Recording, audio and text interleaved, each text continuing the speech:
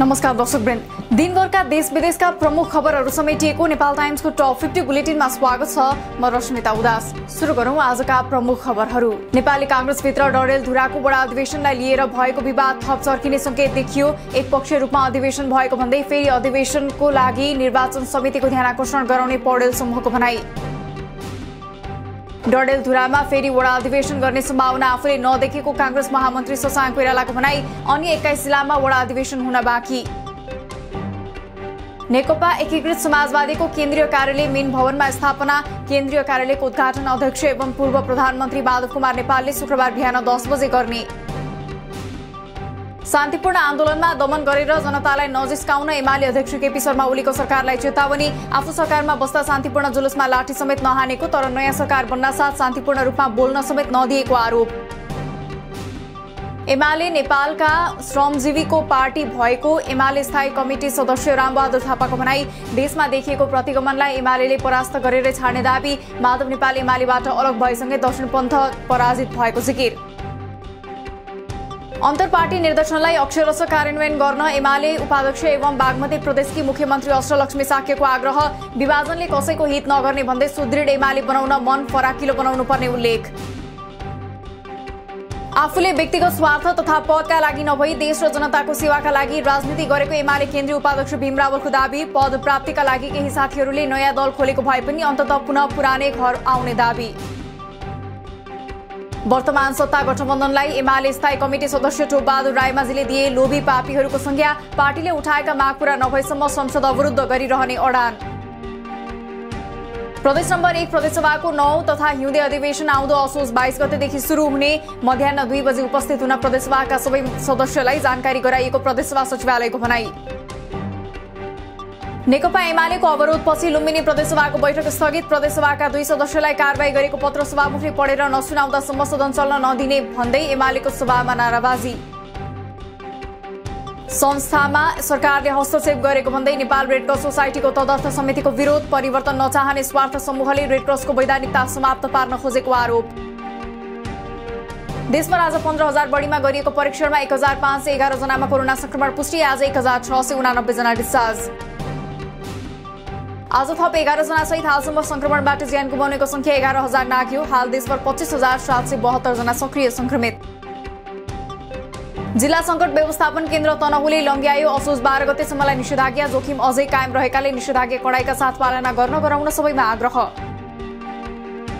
Corona विरुद्धको 44 lakh dose खोप लिन नेपाल एयरलाइन्सको जहाज आज राति चीनको बेजिङ जाँदै। खोप लिएर जहाज शनिबार बिहान 2 बजे नेपाल आउने। धनुषाको श्रीराम मेडिकलबाट 4 थान भेरोसेल, 1 थान जोन्सन एन्ड जोन्सन र 1 थान एस्ट्राजेनेकाको कोरोना खोप बरामद। मेडिकल सञ्चालक कमलेश मण्डल र मण्डललाई खोप बेच्न दिने स्वास्थ्यकर्मी पनि पक्राउ। रामेछापमा जीव दुर्घटना हुँदा एकै परिवारका 3 जनाको मृत्यु। 10 वर्षका बालक घाइते। काठमाडौँबाट ओखलढुङ्गाका लागि छुटेको जीव बिहान मन्थली हात्तीसार कुनौलीमा दुर्घटनाग्रस्त। सङ्खुवासभाको मादी नगरपालिका खोला गाउँमा एकै परिवारको 6 जनाको सामूहिक हत्याको आशंकामा 1 जना बाहेक अन्यलाई पक्राउ नगरेको प्रहरीको प्रस्तुति। घटनाबारे थप अनुसन्धान जारी। बैतडीमा आफैले जन्माएको नवजात शिशुको घाँटी निमोठेर हत्या गरेको आरोपमा पक्राउ परेकी एक महिला पूर्वपक्षका लागि कारागार चलान। घटनाबारे उनको परिवारले खबर गरेपछि कार्कीलाई पक्राउ गरिएको प्रहरीको भनाई। प्रधान सेनापति प्रभुराम शर्माबाट पनि सैनिक कूटनीतिलाई उच्च प्राथमिकता दिने स्पष्ट संकेत देखियो। संयुक्त राष्ट्र संघको आह्वानमा विश्वका द्वन्द्वग्रस्त मुलुकमा स्थापना भएका शान्ति मिशनमा धेरै सैनिक पठाउने सूचीमा नेपाल दोस्रो स्थानमा। लामो समय भइसक्दा पनि इन्टर्नशिप गर्न नपाएको भन्दै चीनमा एमबीबीएस अध्ययन गरेर आएका विद्यार्थीहरूको माइती घरमा प्रदर्शन। चिकित्सा शास्त्र कोर्स पूरा भए पनि इन्टर्नशिपको लागि कुनै सुनवाई नभएपछि प्रदर्शनमा उत्रिनु परेको गुनासो।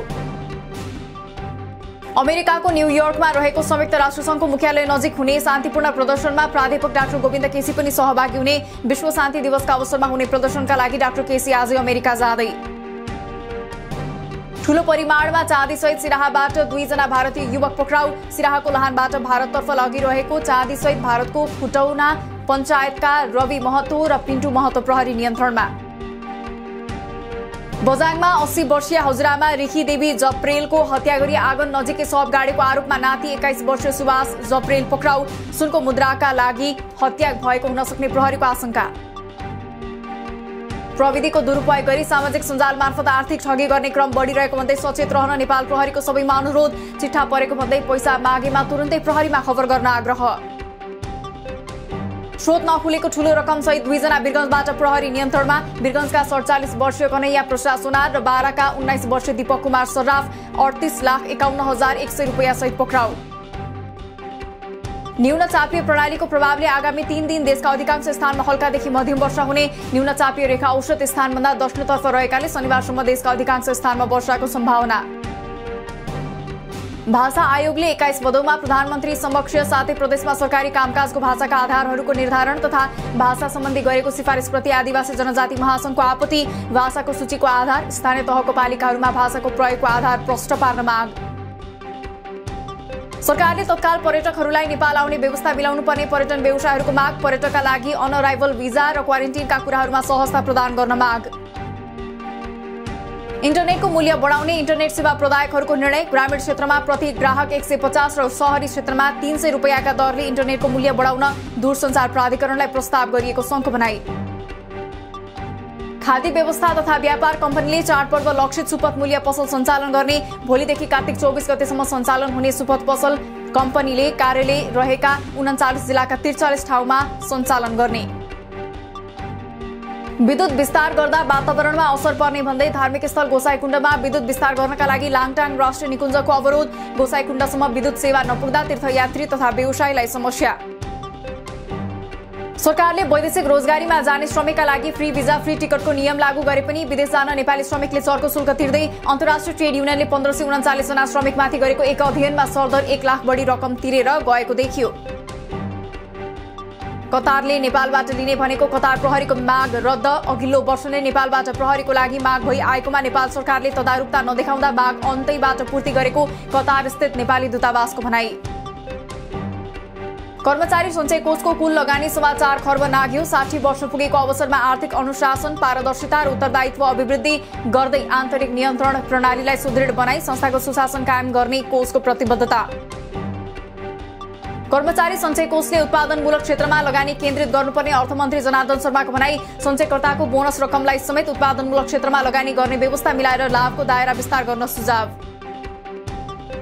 सरकार र प्रतिपक्षको किचलोमा बजेट पर्दा आज बिहीबारबाट सरकारले बजेट खर्च गर्न नपाउने। बुधबार मात्र सरकारले एकै दिन करिब 15 अर्ब रुपैयाँ खर्च गर्यो। कोरोना खोपको आपतकालीन प्रयोगको बाटो खोलेको औषधि तेस्रो संशोधन अध्यादेश निष्क्रिय भएसँगै खोप प्रयोग र खरिदमाथि प्रश्न उब्जियो।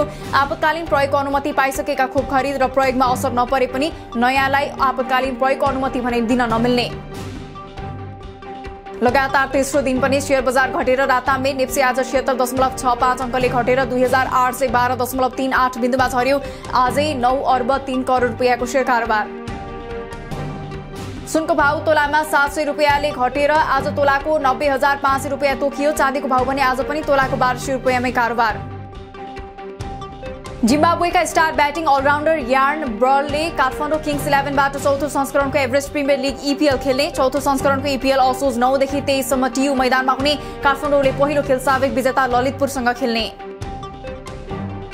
अफगानिस्तानको जुनियर महिला फुटबल टोली पाकिस्तान पुगे। खेलाडीहरूलाई 30 दिनसम्म कडा सुरक्षाका बीच राखिने। त्यसपछि उनीहरूले आश्रयका लागि तेस्रो मुलुकमा आवेदन दिन सक्ने।